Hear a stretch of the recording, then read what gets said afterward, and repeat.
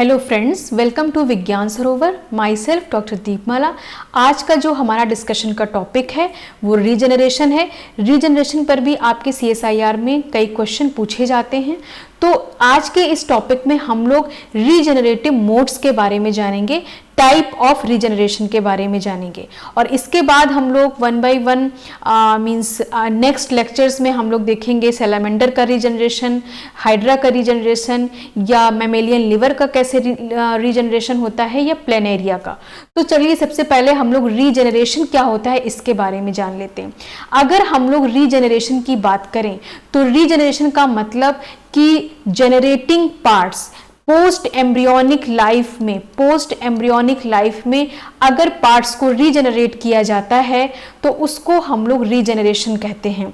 Basically अगर आपको Metamorphosis के बारे में पता हो तो वो भी पोस्ट एम्ब्रियोनिक लाइफ में ही होता है। ठीक उसी तरीके से रीजनरेशन भी पोस्ट एम्ब्रियोनिक लाइफ में अगर बॉडी का कोई पार्ट मिसिंग है तो रीजनरेशन होता है। लेकिन ये कैपेबिलिटी हर ऑर्गेनिज्म में नहीं होती है, पर्टिकुलर कुछ ही ऑर्गेनिज्म में होती है। रीजनरेशन की अगर डिस्कवरी की बात करें तो आपने एक साइंटिस्ट TH मॉर्गन का नाम सुना होगा। TH मॉर्गन को जेनेटिक्स और डेवलपमेंटल बायोलॉजी में नोबेल प्राइज मिला था। तो TH मॉर्गन ने रीजनरेशन पे वर्क शुरू किया, लेकिन उन्होंने दो वर्ड भी दिए, दो टर्मिनोलॉजीज दी रीजनरेशन के लिए, एक मॉर्फोलेक्सिस और एपीमॉर्फोसिस। मॉर्फोलेक्सिस और एपीमॉर्फोलेक्सिस का उन्होंने टर्म दिया। अभी हम आगे बताएंगे कि ये एपीमॉर्फिस और मॉर्फोलेक्सिस क्या होता है, लेकिन उनको रीजनरेशन के मैकेनिज्म वो फाइंड आउट नहीं कर पा रहे थे, उस मैकेनिज्म को वो अनकवर नहीं कर पा रहे थे, इसलिए उन्होंने अपने करियर को रीजनरेशन से मींस लीव कर दिया और इसके बाद वो जेनेटिक्स में मींस की हेरिडिटी पर शिफ्ट हो गए। तो इस तरीके से अब बेसिकली अगर हम रीजनरेशन की बात करें तो रीजनरेशन क्या होता है? Reactivation of development in post embryonic life. सबसे इंपॉर्टेंट बात है कि पोस्ट एम्ब्रियोनिक लाइफ में जब डेवलपमेंट के कुछ पाथवेज रीएक्टिवेट होते हैं और रीएक्टिवेट होके टिश्यू जो मिसिंग है उनको रीस्टोर करते हैं, रीस्टोर मिसिंग टिश्यू और लॉस्ट पार्ट, उसे हम लोग रीजनरेशन कहते हैं। तो बेसिकली पोस्ट एम्ब्रियोनिक लाइफ में रीएक्टिवेशन होता है डेवलपमेंट पाथवेज का, और वहां पे अगर बॉडी के कोई पार्ट मिसिंग है, कुछ ऑर्गेनिज्म में, सभी ऑर्गेनिज्म में ऐसा नहीं होता है, अभी हम लोग वन बाय वन बात करेंगे। कुछ ऑर्गेनिज्म में अगर मिसिंग पार्ट होते हैं, मिसिंग टिश्यू होता है, तो उस जगह पे उसको रीस्टोर किया जाता है, उस प्रोसेस को रीजनरेशन कहते हैं। It involve a system in which removing a complex structure. तो ये क्या करता है कि ऐसा कॉम्प्लेक्स स्ट्रक्चर अगर सपोज है तो इस ऑर्गेनिज्म इनिशिएट करेगा चेन ऑफ इवेंट्स, क्योंकि अगर ये सपोज कि कोई कॉम्प्लेक्स स्ट्रक्चर बॉडी से रिमूव हुआ है और उसको रीजनरेट करना है तो बहुत सारे चेन ऑफ इवेंट्स स्टार्ट होते हैं, और उन इवेंट्स के स्टार्ट होने के बाद वो जो स्ट्रक्चर है जब वो डुप्लीकेट होता है मिसिंग पार्ट, तो वो जो भी मिसिंग पार्ट डेवलप होता है वो फंक्शनली और एनाटॉमिकली बिल्कुल सिमिलर होता है जो कि एज इट इज पहले पाया जाता था। मीन्स कि जो भी मिसिंग पार्ट या टिश्यू होता है जो लॉस्ट हो चुका है, अगर वो रीजनरेट होता है तो वो फंक्शनली एनाटॉमिकली एकदम सिमिलर होता है, रिजेंबल्स शो करता है। तो इस तरीके से इसको हम लोग रीजनरेशन प्रोसेस कहते हैं। An ability to clone the gene that produce paracrine and role in organ formation is a regeneration. Renaissance means कि rebirth seen in return of embryonic state। कहने का मतलब यह है कि यहाँ पे कुछ क्लोन्स के जीन होते हैं, पैराक्राइन फैक्टर्स इन्वॉल्व होते हैं और उस पर्टिकुलर ऑर्गन के फॉर्मेशन का मतलब फॉर्मेशन करते हैं। एक्चुअली में वो जो भी मिसिंग पार्ट है उसका रीबर्थ हो रहा है, और या फिर आप कुछ केसेस में जैसे हाइड्रा है, तो हाइड्रा के केस में अगर बॉडी का कोई भी पार्ट कट है, सपोज ये कट हो गया, तो जो मिसिंग पार्ट है वो पूरा का पूरा ऑर्गेनिज्म डेवलप कर लेगा। तो इसका मतलब क्या है कि वो एम्ब्रियोनिक स्टेट में वापस रिटर्न होते हैं। तो इस तरीके से हम लोग इसको रीबर्थ भी कह सकते हैं। अब रीजनरेशन को बहुत अच्छे से समझने के लिए आपको तीन टर्मिनोलॉजीज आनी चाहिए। पहला होता है डिफरेंशिएशन, दूसरा है डी डिफरेंशिएशन और तीसरा है रीडिफरेंशिएशन। अगर हम लोग डिफरेंशिएशन की बात करते हैं, अगर हम लोग डिफरेंशिएशन की बात करते हैं तो डिफरेंशिएशन वो प्रोसेस है, सपोज कि कोई एक्स सेल्स हैं, मींस कि ये क्या है, ये एम्ब्रियोनिक स्टेम सेल्स हैं। ये एम्ब्रियोनिक स्टेम सेल्स अभी क्या है, अनस्पेशलाइज्ड सेल्स हैं। अनस्पेशलाइज्ड क्योंकि इनका कोई फंक्शन नहीं है, या इनको हम लोग बोल सकते अनडिफरेंशिएटेड टिश्यू और सेल्स। तो ये कोई एक्स अनडिफरेंशिएटेड सेल है। अब अगर ये किसी पर्टिकुलर फेट में चली जाती है, किसी पर्टिकुलर फेट में जाएगी तो कोई पर्टिकुलर फंक्शन को परफॉर्म करेगी, तो किसी स्पेशलाइज्ड फंक्शन में चली जाती है, या फिर ये हो जाती है डिफरेंशिएटेड, ये हो जाती है डिफरेंशिएटेड। तो इस प्रोसेस को डिफरेंशिएशन कहा जाता है। इस प्रोसेस को डिफरेंशिएशन कहा जाता है। मींस कि मेरिस्टेमेटिक और stem sales get into the permanent function. Suppose कि यहां पे क्या है कि कोई अनस्पेशलाइज्ड अनडिफरेंशिएटेड सेल है जो कि किसी स्पेशलाइज्ड और डिफरेंशिएटेड फंक्शन में चली जाती है, तो इसको कहा जाता है डिफरेंशिएशन। अब ये इसके बाद इसका फंक्शन एक डेस्टाइन्ड हो गया कि इसको यही फंक्शन परफॉर्म करना है। बट सपोज कि ये सेल्स, ये जो टिश्यू है या ये सेल्स हैं, वापस ऐसी स्टेज में जाती हैं कि ये फिर से जैसे एक्स काम कर रहा था उस तरह से ही काम करने लगती हैं। मींस कि जो सेल्स किसी स्पेसिफिक फंक्शन को रिटेन कर चुकी थी, वो सेल्स वापस किसमें चली जाए, स्टेम लाइक कैरेक्टर में, फिर से क्या हो जाए, अनडिफरेंशिएटेड वाले कैरेक्टर में चली जाए। तो इस प्रोसेस को कहा जाता है डी डिफरेंशिएशन। इस प्रोसेस को कहा जाता है डी डिफरेंशिएशन।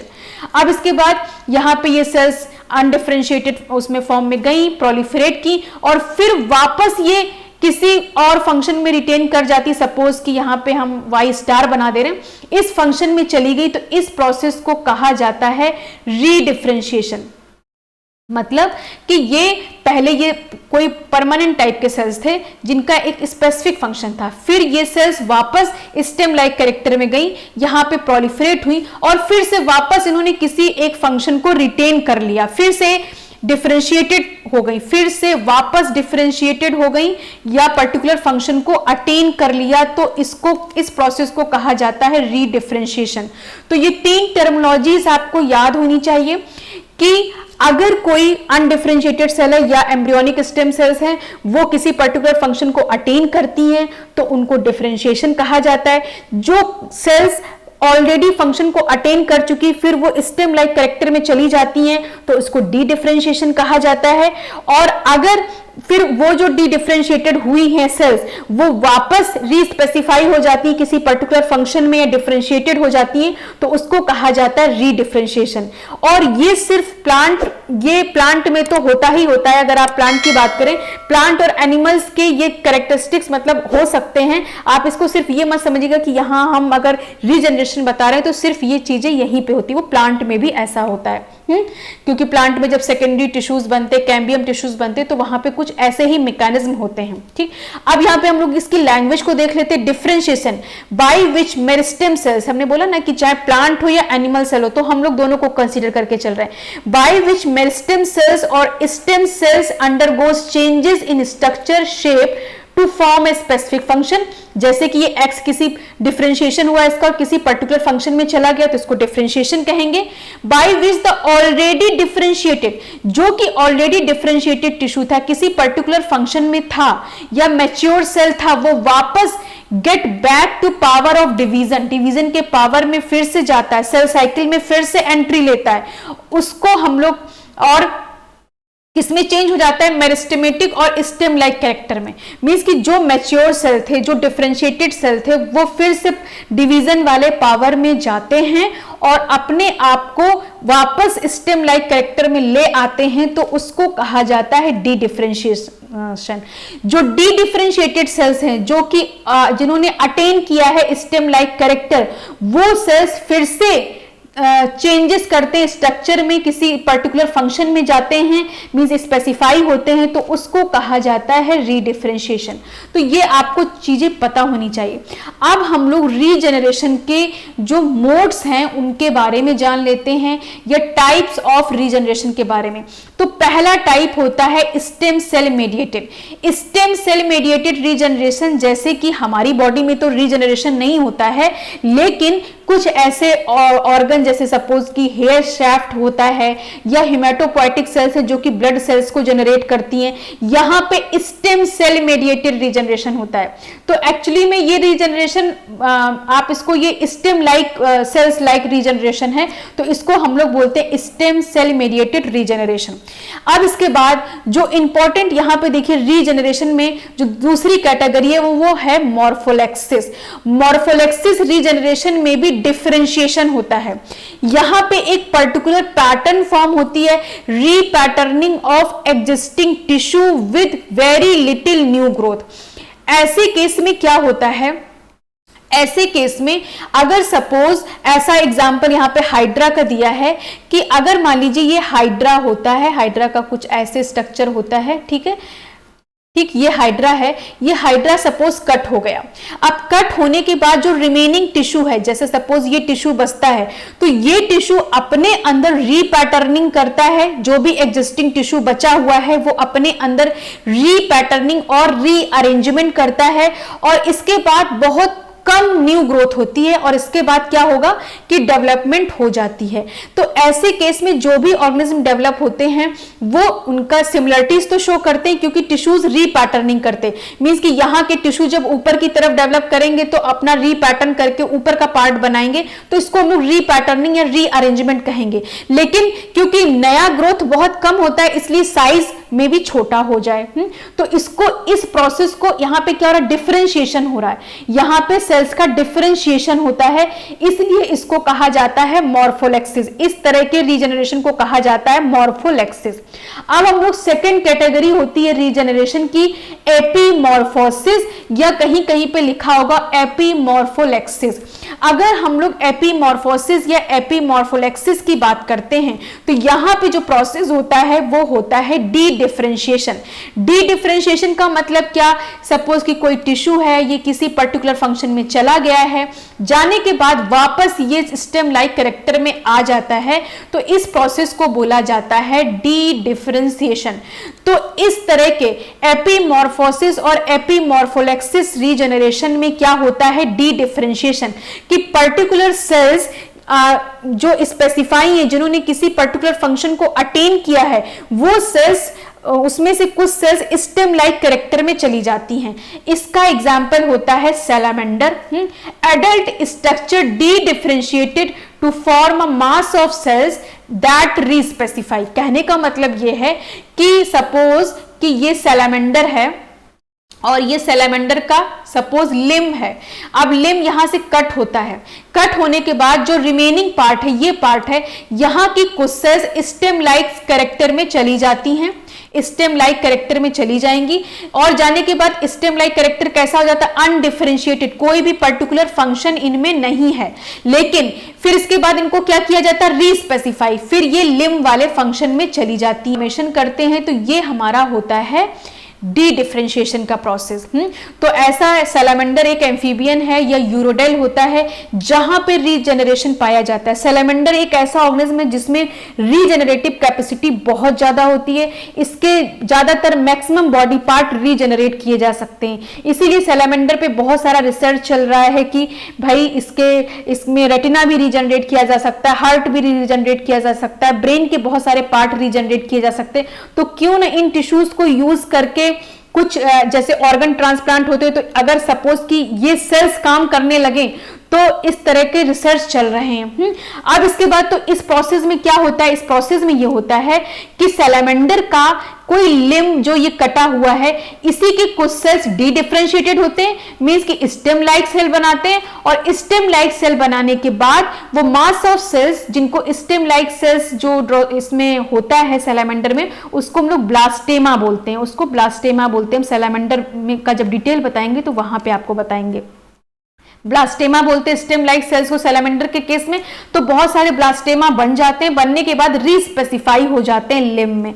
तो इस तरह के रीजनरेशन को बोला जाता है एपीमॉर्फोसिस और एपीमॉर्फोलेक्सिस। अब इसके बाद नेक्स्ट कैटेगरी जो हमारी है वो है प्रोलिफरेटिव डिफरेंशिएशन, और ये जो रीजनरेशन का टाइप है वो है कॉम्पनसेटरी रीजनरेशन। कॉम्पनसेटरी रीजनरेशन होता है मेमेलियन लिवर में। यहां पे सेल्स एक्चुअली में डिफरेंशिएट, प्रोलिफरेटिव डिफरेंशिएशन होता है। मींस कि अगर लिवर सेल्स है तो लिवर सेल्स की ही कैपेसिटी में रहेंगी, उसी फंक्शन को अटेन किए रहेंगी और फिर क्या करेंगी, रीजनरेट करेंगी। कि सपोज कि ये लिवर का एक लोब है और ये पार्ट मिसिंग हो गया है, अब इसके बाद ये लिवर प्रोलिफरेट करके इस मिसिंग पार्ट को कॉम्पनसेट करके लिवर को रीजनरेट कर देगा। तो यहां पे ना तो स्टेम लाइक सेल्स बनते हैं, ना तो किसी टिश्यू का रीपैटर्निंग होता है, रीअरेंजमेंट होता है। तो इस तरीके से यहां पे क्या होता है, ये एक्चुअली में ऑर्गन को कॉम्पनसेट करता है, तो इसीलिए इसको कहा जाता है कॉम्पनसेटरी रीजनरेशन। तो मेमेलियन के केस में लिवर में रीजनरेशन होता है, और वो कहां पे, उसको उस रीजनरेशन को क्या बोला जाता है, compensatory regeneration. Cell divide but maintain their differentiated function. Means कि ये लिवर सेल्स डिवाइड करती लेकिन ये हेपेटोसाइट सेल ही रहती हैं। ऐसा नहीं है कि ये स्टेम लाइक सेल्स बन जाए, क्योंकि स्टेम लाइक सेल्स बन जाएंगी तो वो कोई भी पार्ट बना सकती हैं, लेकिन यहां पे ऐसा नहीं होता है। तो ये मोड होते हैं।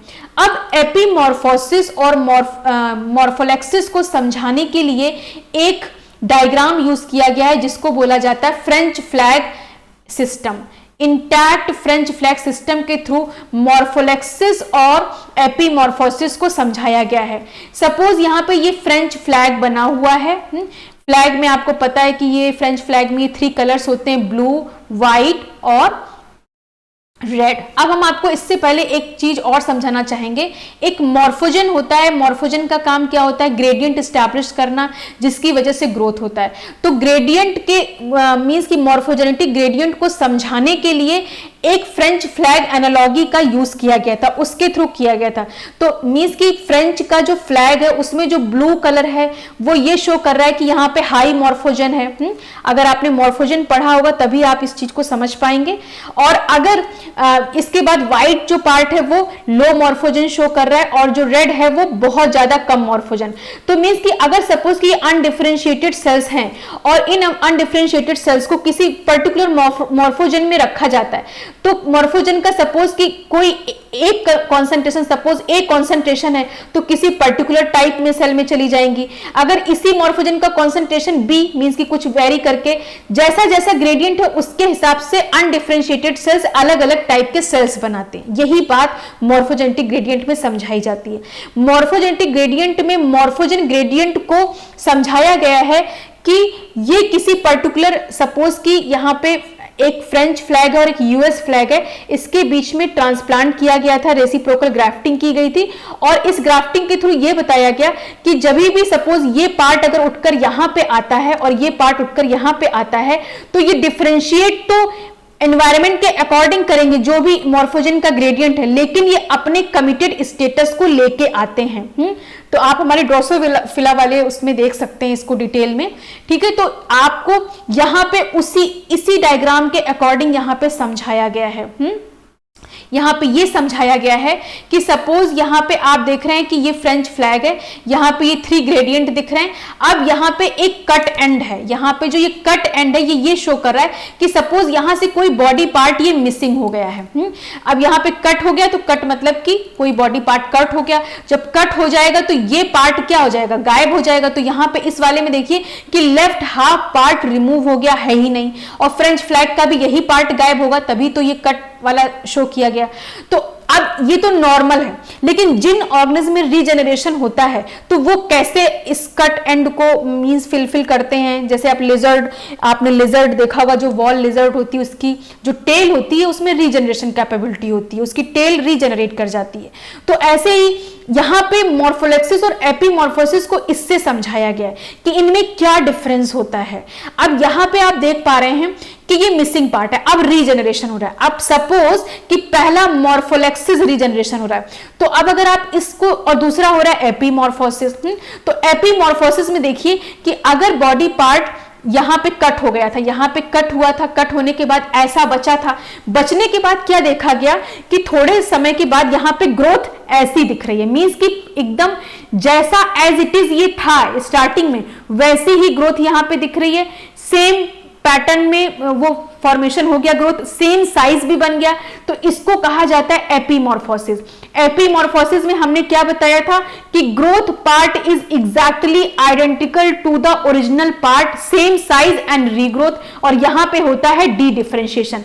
कहने का मतलब यह है कि यहां की कुछ सेल्स एपीमॉर्फोसिस के केस में क्या होंगी, मींस चेंज हो जाएंगी स्टेम लाइक सेल्स में, स्टेम लाइक सेल्स में चेंज होंगी, चेंज होने के बाद प्रोलिफरेट होंगी, और इसके बाद वो अपने आप को रीस्पेसिफाई करके पूरा का पूरा जो भी मिसिंग पार्ट है उसको रीजनरेट कर देंगी। तो यहाँ पे क्या हुआ कि जो रिमेनिंग सेल्स थी वो डी डिफरेंशिएशन उनमें हुआ, डी डिफरेंशिएशन होकर इन्होंने रिमेनिंग पार्ट को बना लिया, तो ये हो गया। लेकिन मॉर्फोलेक्सिस में क्या हुआ, मॉर्फोलेक्सिस में देखिए यहाँ पे कट एंड, ये व्हाइट जो फ्लैग का स्ट्रक्चर है यहाँ पे दिख रहा है। अभी यहाँ पे ये कट एंड का मार्क कहां पे दिख रहा है, ब्लू सेल्स में दिख रहा है, ब्लू मींस फ्लैग के पार्ट में दिख रहा है। इसका मतलब कि यहां पे रीपैटर्निंग हो रही है टिश्यू की, टिश्यू अपने आप को रीअरेंज कर रहा है, यहां पे टिश्यू ने अपने आप को रीअरेंज कर दिया। और हमने ये भी बताया था कि मॉर्फोलेक्सिस में नया ग्रोथ बहुत कम होता है लेकिन नई पोजिशनल वैल्यू डेवलप हो जाती है। इसका मतलब यह है कि ये जो फ्लैग है, ये अगर इसका मिसिंग पार्ट यहाँ पे कट हो गया तो जो रिमेनिंग टिश्यू है वो रिमेनिंग टिश्यू ब्लास्टेमा टाइप के या स्टेम लाइक सेल्स नहीं बनाएगा, वो क्या करेगा, जो रिमेनिंग टिश्यू वो अपने आप को रीपैटर्न करेगा, रीअरेंज करेगा और पूरा का पूरा वो ऑर्गन डेवलप कर देगा। लेकिन वो एज इट इज नहीं होगा, क्योंकि देखिए एज इट इज तो ऑर्गेनिज्म ऐसा था तो, और साइज भी छोटी हो गई, न्यू पोजिशनल वैल्यू, जो सेल्स कभी सपोज की मिडिल पार्ट बना रही होती होंगी वो आज यहां पे आके ये साइड वाला पार्ट बना रही, ये वाला पार्ट बना रही है, तो एज इट इज ग्रोथ नहीं हुआ। तो एपीमॉर्फोसिस में क्या होता है, rearrangement of cells, repatterning of tissue but small, repatterning और रीअरेंजमेंट होता है लेकिन small, tissue given a new positional value, क्योंकि जो रिमेनिंग टिश्यू है अब वो इस जगह पे पहुंचेगा तो यहां की तरह फंक्शन कर रहा है, तो इसलिए इसको क्या कहा गया, न्यू पोजिशनल वैल्यू। यहां पे देखिए फ्लैग का भी साइज छोटा हो गया लेकिन यहां पे एज इट इज जैसा ये स्ट्रक्चर था वैसा ही बन गया, यहां पे बना लेकिन साइज छोटी हो गई, न्यू पोजिशनल वैल्यू अटेन हो गई। अब रीजनरेशन, ये आपने मॉर्फोलेक्सिस और एपीमॉर्फोलेक्सिस में डिफरेंस समझ लिया होगा। अब रीजनरेशन वर्टिब्रेट्स और इनवर्टिब्रेट्स दोनों में होता है।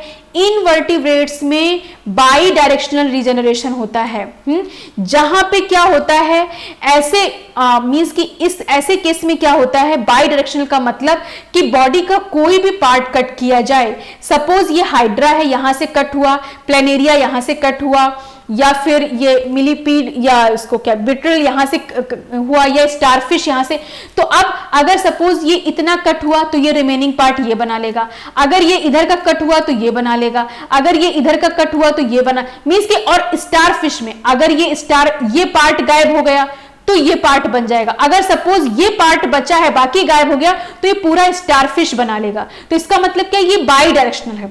लेकिन वर्टिब्रेट्स के केस में ऐसा नहीं होता है, यहां पे होता है यूनी डायरेक्शनल रीजनरेशन, मींस कि अगर जो वॉल लिजर्ड होती है उसकी अगर टेल कट हो जाती है तो क्या जो टेल कटी हुई है क्या वो पूरे लिजर्ड को रीजनरेट कर सकती है, नहीं कर सकती है।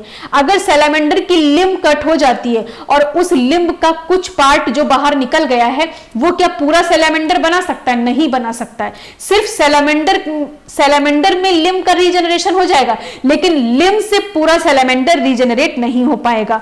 लिजर्ड के टेल से, लिजर्ड में टेल रीजनरेट हो जाएगी लेकिन टेल से पूरा लिजर्ड रीजनरेट नहीं हो पाएगा। ऐसे रीजनरेशन को कहा जाता है यूनी डायरेक्शनल रीजनरेशन।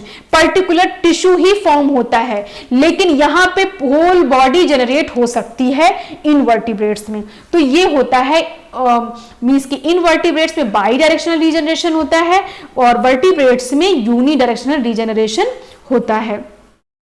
अब इसके बाद हम लोग इससे रिलेटेड एक क्वेश्चन देख लेते हैं। Given below are the sum of statement regarding the regeneration. Regeneration के रिगार्डिंग कुछ स्टेटमेंट दिए गए हैं। The type of regeneration characteristics of mammalian liver is considered as compensatory regeneration. तो जो लिवर में रीजनरेशन होता है, मेमेलियन लिवर में, हमने वो क्या बताया कि वो कॉम्पनसेटरी रीजनरेशन होता है। तो ये स्टेटमेंट हमारा ट्रू है।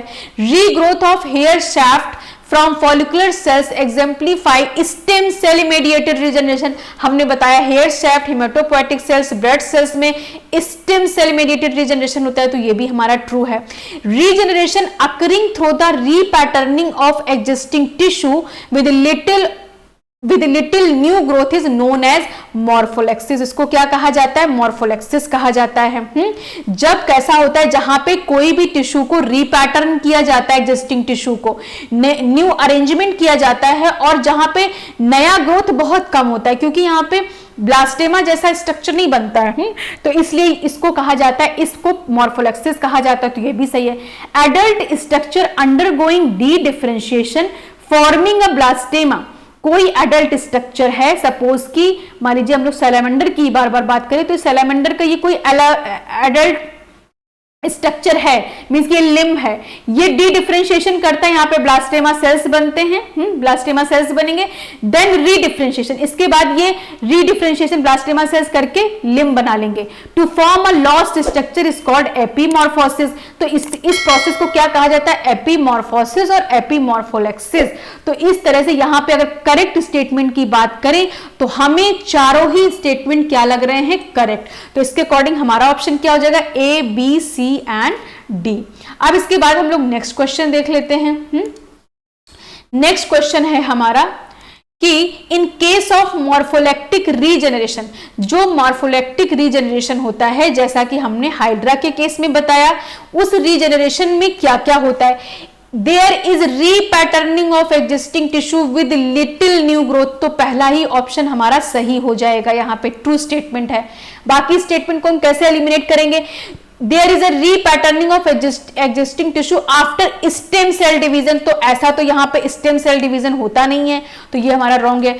Is a cell division that differentiated cells which maintain their differentiated state to finally form a complete organism। Means कि जो सेल्स डिफरेंशिएटेड फॉर्म में रहती हैं, वो डिफरेंशिएटेड मीन्स कि अपने फंक्शन को अटेन की रहती हैं और फिर एक कंप्लीट ऑर्गेनिज्म बना लेती है। तो ऐसा बिल्कुल नहीं होता, क्योंकि टिश्यूज की रीपैटर्निंग होती है, रीअरेंजमेंट होते हैं, तो उनके फंक्शन भी डिफरेंट होते हैं। वो अपने डिफरेंशिएटेड मीन्स कि जो डिफरेंशिएटेड उनका फेट है, उससे वो अपने को चेंज करेंगी। There is dedifferentiation of the cells. अब मॉर्फोलेक्सिस में डी डिफरेंशिएशन तो होता ही नहीं है, डिफरेंशिएशन होता है। Cells at cut surface which become undifferentiated, these undifferentiated cells then divide to redifferentiation to form a complete structure। तो ये पूरा का पूरा लाइन बताया गया है एपीमॉर्फोसिस के लिए, और हमसे पूछा गया है क्या? मॉर्फोलेक्टिक। तो इसके अकॉर्डिंग हमारा ऑप्शन क्या हो जाएगा? पहला। There is a repatterning of existing tissue with little और न्यू ग्रोथ। तो इसी के साथ हम लोग इस वीडियो को यहीं पे एंड करते हैं। Okay, thank you very much. और अगर आपको हमारा वीडियो पसंद आया हो तो प्लीज चैनल को सब्सक्राइब करें और शेयर करें। Thank you very much.